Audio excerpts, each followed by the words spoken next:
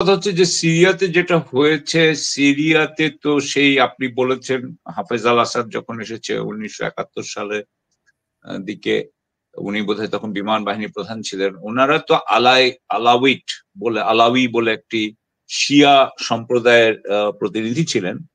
তারাই আপনার সেনাবাহিনী এবং সামরিক বাহিনীর নেতৃত্বে ছিল। এটা প্রায় 10% এই জনসংখ্যা, কিন্তু তারাই শাসন করতো সিরিয়াকে। এবং এটা যদিও দামেস্ক কিন্তু হচ্ছে পৃথিবীর প্রাচীনতম শহর, যে শহরে কন্টিনিউয়াসলি মানুষ বসবাস করছে। সুতরাং এই একটা মানে ঐতিহাসিক দেশ।